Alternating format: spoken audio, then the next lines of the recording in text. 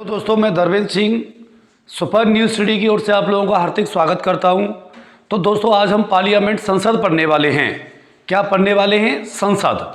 तो संसद जो है ये हमारी तीन चीज़ों से मिलकर बनी हुई होती है।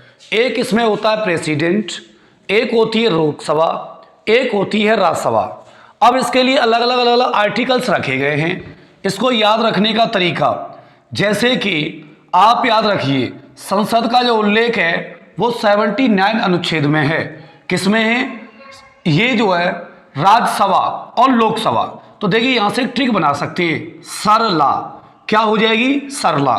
स से हो जाएगी संसद जो कि 79, र से हो जाएगी राज्यसभा जो कि 80 में आती है, और ये आ जाती है 81 के अंतर्गत। तो ये जो लोकसभा है ये आर्टिकल 81 फर्स्ट के अंतर्गत आती है, और राज्यसभा जो है 80 आर्टिकल के अंतर्गत आती है। जबकि जो हमारी संसद है उसका उल्लेख किया गया 79 आर्टिकल के अंतर्गत। तो बेटी, इसमें से हम लोग पहले लोकसभा पढ़ने वाले हैं, फिर राज्यसभा पढ़ेंगे। तो यहाँ पे लोकसभा का उल्लेख करते हैं। तो देखिए, लोकसभा क्या होती है? ये अपने जो है प्रिय सदन होता है। तो आप लोग हेडिंग लगाइए लोकसभा। लोकसभा को भी फिनिश करेंगे। लोकसभा, तो ये लोकसभा होता है, ये कैसा सदन है? प्रिय सदन है और लोगों का सदन है। कैसा सदन है? लोगों का सदन है, और प्रथम सदन भी है। इसको हम प्रिय सदन, प्रथम सदन के नाम से भी जानते हैं। ये लोगों का सदन भी है क्योंकि इसमें लोगों के द्वारा प्रतिनिधि चुने जाते हैं। क्या होता है? जो इसके प्रतिनिधि होते हैं, जो सांसद होते हैं, उनको लोगों के द्वारा ही चुना जाता है। तो ये याद रखेंगे तुम लोग। तो लोकसभा क्या होती है? हमारी पार्लियामेंट का प्रथम सदन होता है, और जो है इसी को हम जो है प्रथम सदन भी कह देते हैं। कौन सा सदन कहते हैं? प्रथम सदन कहते हैं। अब देखिए, इसका जो है जो लोकसभा के जो सदस्य होते हैं, जो सदस्य होते हैं लोकसभा के, इनका कार्यकाल होता है 5 वर्ष का। ये जो इसके सदस्य होते हैं, लोकसभा के जो कैंडिडेट होते हैं, उनका जो कार्यकाल होता है वो 5 ईयर्स का होता है। अब एक चीज़ और पढ़नी थी तुम्हें यहाँ, कि इसमें जो है ये जो है 31वां संविधान संशोधन, 31वां संविधान संशोधन बताता है कि इसके अंदर 547 सीट हैं, यानी कि 547 स्थानों पर लोकसभा के सदस्यों को बैठने की अनुमति दी जाती है, जिनमें से उपाध्यक्ष भी हो सकते हैं, जिसमें से अध्यक्ष भी हो सकते हैं। बाकी बहुत सारे जो है सदस्य हो सकते हैं इस मामले में। तो ये चीज़ें यहाँ पे बताई गई हैं। अब देखिए, थोड़ा सा अगर तुमसे पूछता है कि लोकसभा क्या होता है, तो भैया ये प्रिय सदन होता है। पहले तुम्हें आर्टिकल पूछा जा सकता है, तो आर्टिकल तुम्हें याद रखना है सरला के माध्यम से। तो सरला ट्रिक हो जाएगी। स से क्या हो जाएगा? संसद, तो आर्टिकल 79। र से हो जाएगी राज्यसभा, और लोक से हो जाएगी लोकसभा। तो लोकसभा के लिए आर्टिकल 81 है, राज्यसभा के लिए 80 है, और जबकि संसद या पार्लियामेंट के लिए 79 आर्टिकल होता है। अब देखिए, बात करते हैं। तो इसके जो सदस्य होते हैं, ये जो इसके जो सदस्य होते हैं, जो पार्लियामेंट के, जो लोकसभा के, ये 547 इनकी सीट रखी गई है। पहले बेटी ये थोड़ी सी संख्या कम थी, लेकिन हम लोगों ने क्या किया था कि 1987 में दमनदीप और ये जो है अपना गोवा वगैरह, इनकी सीटों को बढ़ाकर हमने इनको थोड़ी सी इनकी संख्या ज़्यादा कर दी थी, लेकिन इसको घटा के बाद में जो है बाद में कम किया गया था। तो देखिए, लोकसभा कैसा सदन है? प्रिय सदन है, प्रथम सदन है। इसके सदस्यों का कार्यकाल 5 वर्ष का होता है, और 31वें संविधान संशोधन के द्वारा भारत की लोकसभा के अंदर 547 सीट रखने का प्रावधान रखा गया है। अब नेक्स्ट बातों के बारे में बात करते हैं। इसका जो निर्वाचन होता है, इसके जो सदस्यों का जो निर्वाचन होता है, तो बेटी ये वयस्क मताधिकार के आधार पर होता है। कैसे के ऊपर? वयस्क मताधिकार। कौन सा अधिकार? वयस्क मताधिकार। अब इसमें थोड़ा सा टिप्पणी कर लेते हैं। ये वयस्क मताधिकार क्या होता है? इसके जो सदस्यों का जो निर्वाचन होता है, जो इसके सदस्यों को जो चुना जाता है, ये वोटिंग के द्वारा चुना जाता है, जो कि आम जनता के द्वारा ये तय किया जाता है। पहले ये संख्या 10 लाख होती थी, अब वर्तमान में ये 20 लाख हो गई है। अब ध्यान दीजिए थोड़ा सा, पहले 93,600 कुछ करके ऐसे संख्या थी, लेकिन उसको बाद में घटा के पूरा 20 लाख कर दिया है। अब देखिए इसका जो निर्वाचन है लोकसभा के सदस्यों का, ये वयस्क मताधिकार के आधार पर होता है। अब ये वयस्क मताधिकार क्या होता है? तो वयस्क मताधिकार का मतलब होता है एक नागरिक एक वोट, एक नागरिक एक वोट। क्या होता है इसका? इसका मतलब होता है एक नागरिक एक वोट। इसके लिए बेटी एक विधेयक आता है, इसके लिए संविधान संशोधन हुआ था, 61वां संविधान संशोधन, जो कि 1987 में हुआ था। इसमें क्या कहा गया था कि ये जो मतदान करने की जो न्यूनतम आयु है, इसको 21 वर्ष से हटाकर 18 वर्ष कर दिया गया था। तो 21 वर्ष से हटाकर कितने वर्ष कर दिया? 18 वर्ष कर दिया गया।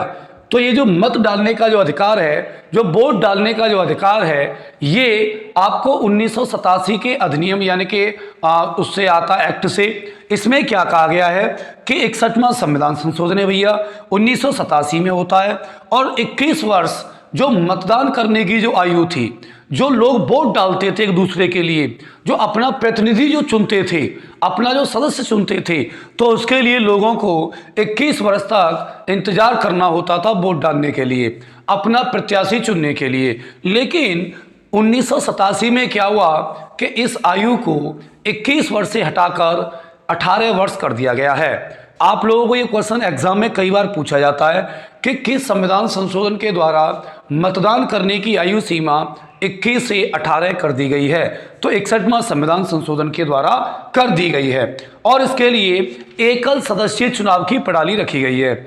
एकल सदस्यीय चुनाव प्रणाली का मतलब ये होता है कि एक व्यक्ति केवल एक व्यक्ति को ही अपना मतदान कर सकता है, एक व्यक्ति अपना एक नागरिक को मतदान कर सकता है। अब देखिए इसके जो निर्वाचन में जो सहयोग देते हैं सदस्य, इनके बारे में 2-4 बातें होती हैं, जैसे कि वो बंदा 18 साल की आयु पूरी कर चुका हो, जिस सांसद क्षेत्र में वोट डाल रहा है उसमें वोटिंग लिस्ट में उसका नाम होना चाहिए, वह भारत का नागरिक हो, एक चीज़ और आती है वह पागल या दिवालिया न हो, और वह जो है संसद के किसी भी पार्टी के द्वारा दोषी न हो।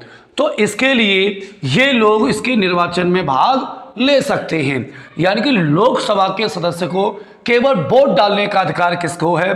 तो वो किसको है? वह भारत का नागरिक हो, 18 वर्ष की आयु पूरी कर चुका हो, और वह दिवालिया पागल न हो, और वह संसद के किसी भी भाग के द्वारा दोषी न हो।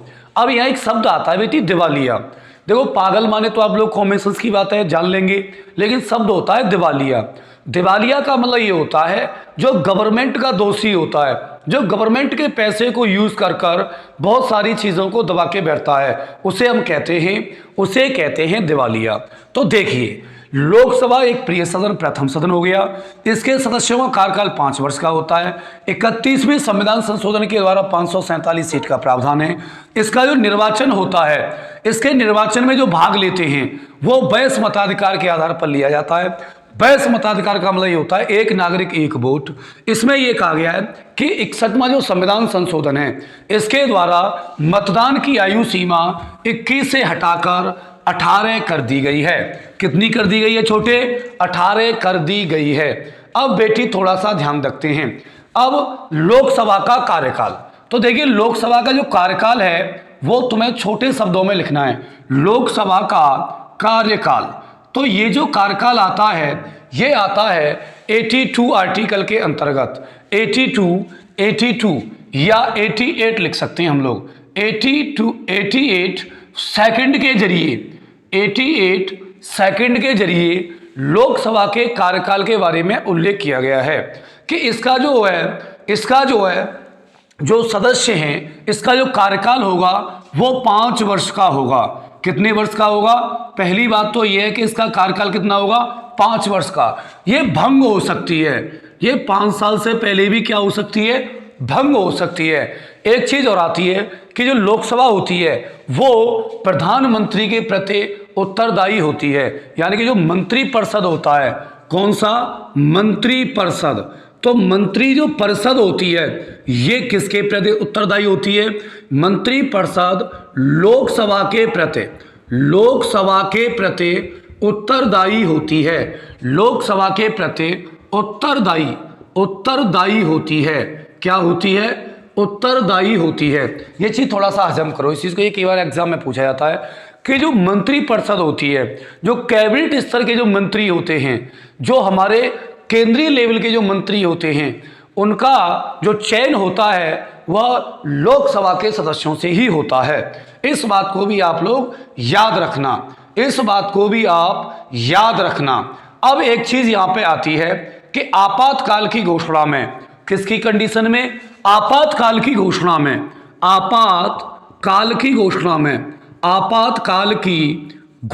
में इसका कार्यकाल 1 वर्ष के लिए बढ़ाया जा सकता है।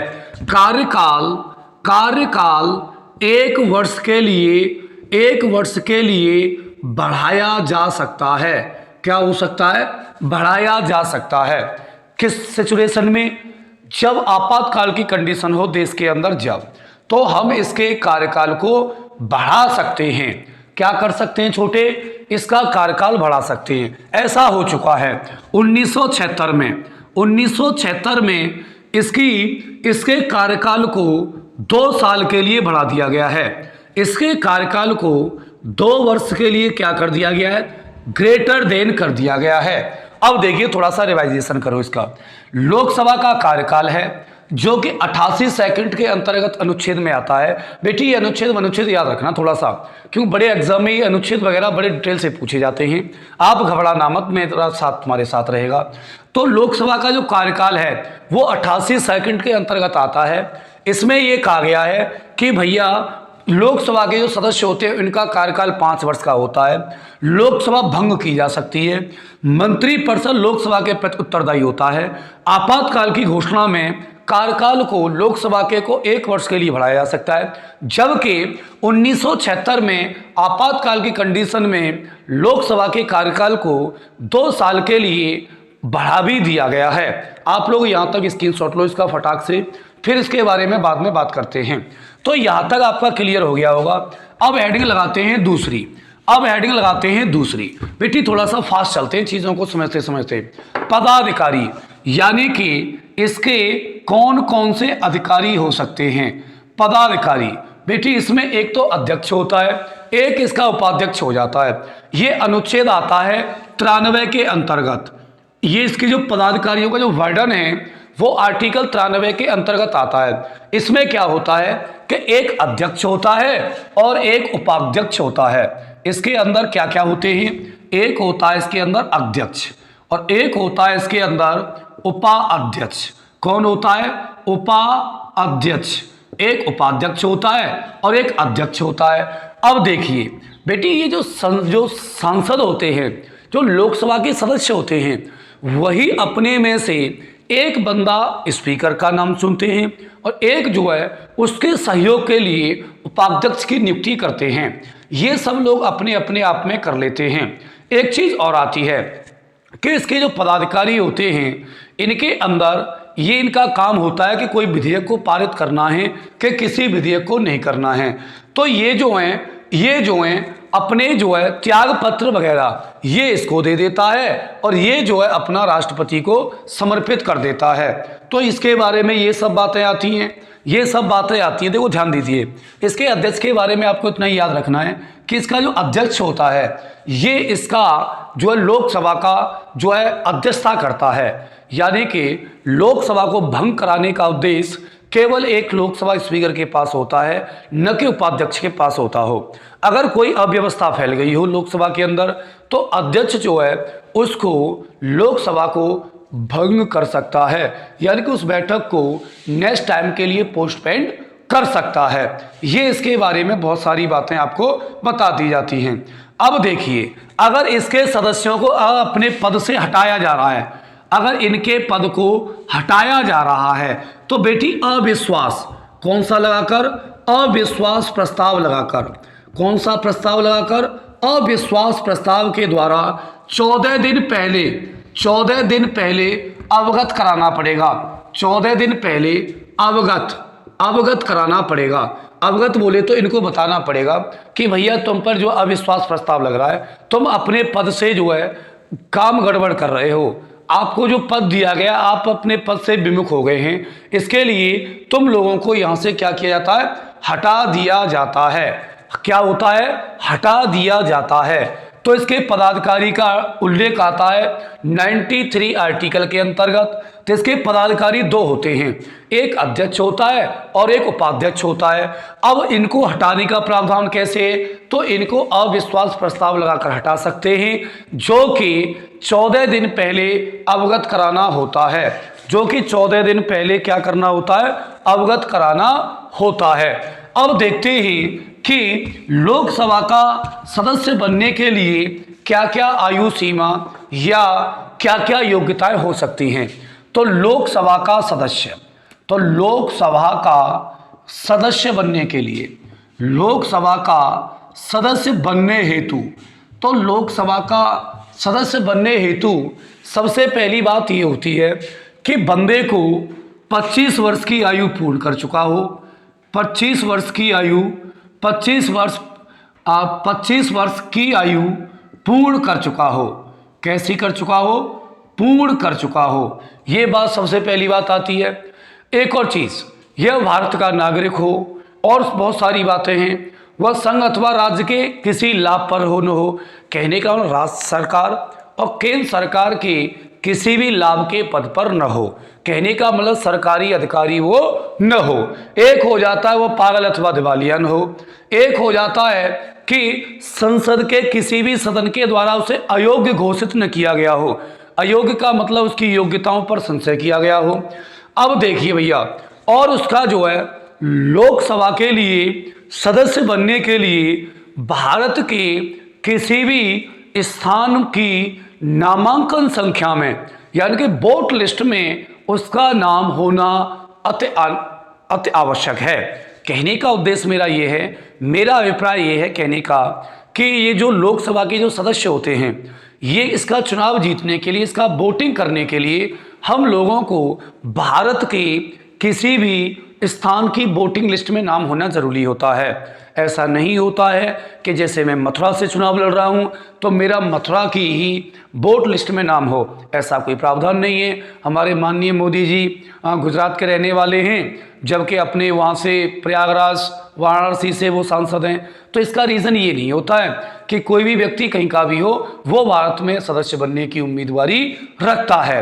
एक चीज़ और आ जाती है कि वो जो है इन चीज़ों को सबको फॉलो कर चुका हो, वो इन सभी चीज़ों को फॉलो कर चुका हो। एक चीज़ और आती है बेटी कि इसका जो है नामांकन करने से पहले आप लोग थोड़े से जो है कोई अपराध न किया हुआ हो, इसका भी प्रावधान रखना होता है तुम्हें, कि जैसे आपने कोई मर्डर कर दिया और आप इसका चुनाव लड़ रहे हैं, तो ऐसा होना असंभव है, ऐसा होना असंभव है, ऐसा होना असंभव है। तो याद रखेंगे, लोकसभा का सदस्य बनने हेतु 25 वर्ष की आयु पूरी कर चुका हो, वह भारत का नागरिक हो, दिवालिया या पागल न हो, भारत के किसी भी संघ या राज्य की जो है वोट लिस्ट में उसका नाम होना जरूरी है, और संसद के किसी भी सदन के अघोषित न किया गया हो, कहने का मतलब उस पर कोई आरोप न लगाए गए हों। ये सब बातें यहाँ पे आती हैं। अब देखिए, एक होता है अधिवेशन। कौन सा होता है? अधिवेशन। मैंने तुम्हें बताया था कि 112 अधिवेशन हुए थे, जो है नहीं 189 अधिवेशन हुए थे, जबकि 12 बैठक हुई थी संविधान बनने के लिए। तो अधिवेशन क्या होते? अधिवेशन। तो अधिवेशन का मतलब ये होता है कि लोकसभा और राज्यसभा जब आपस में बैठकर किसी मुद्दे पर बात करती हैं तो उस प्रोसीजर को हम लोग कॉन्स्टिट्यूशन में या संविधान में अधिवेशन का नाम देते हैं। किसका नाम देते हैं छोटे? अधिवेशन का नाम देते हैं। तो अधिवेशन में क्या होता है? राज्यसभा प्लस लोकसभा, राज्यसभा प्लस लोकसभा की संयुक्त बैठक होती है। क्या होती है? यहाँ संयुक्त बैठक होती है। इस बैठक की जो अध्यक्षता होती है, इसकी जो बैठक की जो अध्यक्षता होती है, ये अध्यक्षता जो है हमारा स्पीकर करता है, यानी कि लोकसभा स्पीकर करता है लोकसभा का जो अध्यक्ष होता है, लोकसभा अध्यक्ष। तो लोकसभा जो अध्यक्ष होता है वह इसकी बैठक करता है। लोकसभा अध्यक्ष संयुक्त अधिवेशन की बैठक की अध्यक्षता करता है, जबकि इन दोनों सदनों को राष्ट्रपति महोदय बुलाते हैं। जब किसी विधेयक पर कोई संशोधन नहीं होता है तो वहाँ राष्ट्रपति जो है लोकसभा और राज्यसभा दोनों के सदस्यों को बुलाकर एक बैठक करवाते हैं, उस विधेयक पर बातचीत करवाते हैं। उस विधेयक पर जो बातचीत होती है, उस अधिवेशन को उन दोनों सदनों के जो सदस्यों की जो बैठक की जो अध्यक्षता है वो करता है लोकसभा का स्पीकर। तो याद रखेंगे इस बात को कि दोनों सदनों की संयुक्त अधिवेशन की बैठक जो बुलाने का प्रावधान है वो राष्ट्रपति के पास है, जबकि लोकसभा के पास उसकी अध्यक्षता करने का अधिकार है, जबकि लोकसभा स्पीकर ऐसा कर सकता है। अब बात करते हैं लोकसभा के बारे में कि इसके क्या क्या कार्य हो सकते हैं। बेटी चीज़ों को थोड़ा फास्ट समझते चलो, थोड़ा सा वीडियो को दोबारा देख लेना। अगर एक बार में चीज़ें क्लियर नहीं होती हैं तो दोबारा वीडियो को देख लिया करो, जिससे चीज़ें जल्दी क्लियर हो जाती हैं। और एक बार में चीज़ क्लियर नहीं होती है तो आप लोग लिखिए लोकसभा के अधिकारियों के कार्य। लोकसभा के अधिकारियों के कार्य, तो अधिकारियों के कार्य लिखते हैं, या इनकी क्या क्या पावर्टी होती है, क्या क्या इनकी पावर होती है, इन चीज़ों पे सब पे बात कर लेते हैं। तो भैया लोकसभा की जो बैठकों की जो अध्यक्षता करता है वो लोकसभा स्पीकर करता है, अच्छी बात। कोई भी विधेयक को पारित कराने का जो विधेयक होता है वो लोकसभा के अंतर्गत ही होता है। देश में शांति व्यवस्था बनाने का भी काम लोकसभा के पास ही होता है। अब देखिए भैया, धन विधेयकों को प्रमाणित करना, यानी कि जो धन विधेयक होते हैं उनको प्रमाणित करने का जो सेंस है वो हमारी लोकसभा के पास ही होता है, हो जाता है। अब देखिए भैया, और भी कुछ बातें हैं, जैसे कि विधायी शक्तियाँ। कौन सी शक्तियाँ? विधायी शक्तियाँ। कहने का मतलब अगर कोई नियम या कानून या लॉ बनाना है तो लोकसभा स्पीकर किसी विधेयक को पारित कर लेते हैं 2/3 सदस्यों के द्वारा। किसी भी विधेयक को पारित करने के लिए 2/3 सदस्यों का होना ज़रूरी होता है। तो ये लोग क्या करते हैं, ये लोग कानूनी व्यवस्था बनाने में बहुत माहिर होते हैं। क्या होते हैं? ये लोग बहुत ही माहिर होते हैं कानून बनाने में। तो पहला पॉइंट क्या है आपकी? विधायी शक्तियाँ, यानी कानून बनाने का जो प्रावधान है वो लोकसभा के अधिकारियों के पास या लोकसभा के स्पीकर के पास ही हो जाता है। वित्तीय शक्तियाँ, नंबर 2 क्या कहता है? वित्तीय शक्तियाँ। देखो ध्यान दीजिए, अगर आपको किसी को, मान लिया कि आप किसी सांसदीय क्षेत्र से सांसद हैं, आप लोकसभा के जो है सदस्य बन गए, तो आप अपने क्षेत्र में जो वित्तीय समावेशन करना चाहते हैं, जो वहाँ पे काम करवाना चाहते हैं, तो इसके लिए जो पैसा वैसा का जो लेखा जोखा है वो हमारी लोकसभा के अंतर्गत ही हो जाता है। बेटी लोकसभा के अंतर्गत तो नहीं होता, इसके लिए और भी बहुत सारी समिति बनाई गई हैं, लेकिन फिलहाल उस समिति में जो 10 सदस्यों की नियुक्ति होती है वो लोकसभा से होती है, और 5 सदस्यों की जो नियुक्ति होती है वो वित्तीय संचालन समिति जो होती है उसके अंदर 5 सदस्य लोकसभा से और 10 सदस्य जो है 5 सदस्य जो है राज्यसभा से और 10 सदस्य जो है लोकसभा से चुने जाते हैं। अब एक लिख लेते हैं कार्यपालिका संबंधी शक्तियाँ। कौन सी हैं? कार्यपालिका संबंधी शक्तियाँ। तो देखिए कार्यपालिका संबंधी शक्तियाँ, देखो वैसे तो जो हमारी कार्यपालिका की जो शक्ति निहित है वो राष्ट्रपति में निहित है, लेकिन उसका जो कार्यकारी जो अधिकारी है वो हमारे प्रधानमंत्री हो जाते हैं, और प्रधानमंत्री जो है वो मंत्रिपरिषद के द्वारा चलता है, वह मंत्रिपरिषद के द्वारा चल सकता है। अब देखिए यहाँ पर बेटी, कोई कार्यपालिका है, हमें किसी पर कार्य करना है, तो हम लोग क्या करते हैं, पहले लोकसभा को ही अवगत कराते हैं कि भैया इस क्षेत्र में हमें ये काम करने हैं, ये चीज़ें करनी है, आप लोग सेटिस्फाई हैं कि नहीं हैं। तो यहाँ लोकसभा स्पीकर इस चीज़ पर प्रश्नबाजी पूछ कर एक दूसरे को उत्तर वगैरह दे सकते हैं। जैसे मुझे कोई बात करनी है अपने जो है क्षेत्र विशेष से लेकर, अपने सांसदीय क्षेत्र से लेकर, तो वहाँ मैं क्या करूँगा, स्पीकर के सामने अपनी बातों को रखूँगा। तो वहाँ पर वो क्या करेगी, कार्यपालिका की शक्तियों को मेरे अंदर कुछ और तरीका से प्रोवाइड करा देगी कि भैया तुम अपने क्षेत्र में जाओ और वहाँ पे कामों को डील कीजिए। लेकिन ये है, हम अविश्वास प्रस्ताव इन लोगों पर लगा सकते हैं अगर ये लोग नहीं हमारे काम को करते हैं तो चौथा पॉइंट क्या कहता है, निर्वाचन संबंधी शक्तियां। क्या होता है, निर्वाचन संबंधी शक्तियां। तो ये जो होता है इसके जो सदस्य होते हैं, यहाँ पे हम लिखेंगे, इसके जो सदस्य होते हैं ये कई लोगों में वोटिंग डालते हैं। जैसे कि राष्ट्रपति, एक हो जाता है उपराष्ट्रपति, एक हो जाता है उपराष्ट्रपति, एक हो जाता है अध्यक्ष, किसका, लोकसभा का अध्यक्ष, और एक होता है उपाध्यक्ष। तो उपाध्यक्ष, तो ये इनके लोगों के बारे में ये लोग चुनाव डाल सकते हैं। ये लोग क्या करते हैं, इनको वोट डालने का अधिकार है, इनको वोट देने का अधिकार है 4 विषयों में, एक राष्ट्रपति के चुनाव में, एक उपराष्ट्रपति के चुनाव में, एक लोकसभा के स्पीकर में, और एक लोकसभा के उसमें उपाध्यक्ष में। तो 4 जगह पर ये वोटिंग कर सकते हैं, एक राष्ट्रपति के चुनाव में, एक उपराष्ट्रपति के चुनाव में, एक लोकसभा के अध्यक्ष में, और एक लोकसभा के उपाध्यक्ष के निर्वाचन में ये लोग भाग ले सकते हैं। बेटी एक और पॉइंट बचता है, उसको यहाँ पे लिख देते हैं, थोड़ा सा यहाँ से इसको कटिंग कर देते हैं। संविधान संशोधन संबंधी शक्तियाँ। कौन सा है, संविधान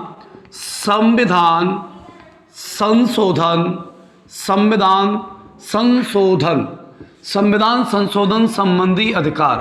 तो संविधान संबंधी जो अधिकार हैं वो भी इन लोगों के पास हो जाते हैं। तो एक्चुअली में क्या होता है, अगर हमें कोई विधेयक बनाना है, कोई कानून बनाना है, तो सबसे पहले उस विधेयक को हम पारित करवाएंगे लोकसभा से। जब वो लोकसभा से पारित हो जाता है तो 2/3 सदस्य, कितने सदस्य, 2/3 सदस्य किसी मुद्दे पर बातचीत कर सकते हैं और संविधान संशोधन करने के लिए बाध्य कर सकते हैं।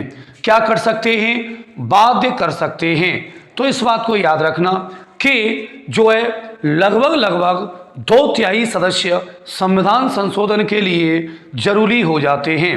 तो यहाँ पे बेटी हम लोगों ने बहुत अच्छी तरीक़ा से लोकसभा को फिनिश किया। लोकसभा में इतने क्वेश्चंस पूछे जाते हैं, थोड़ा सा दोबारा से इसको रिवाइज कर लेना, चीज़ें जल्दी क्लियर हो जाएंगी। तो आज के लिए इतना ही सफिशिएंट होगा लोकसभा में।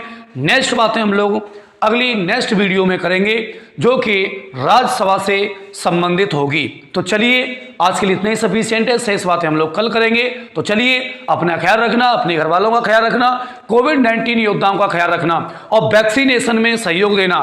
तो चलिए, जय हिंद, जय भारत।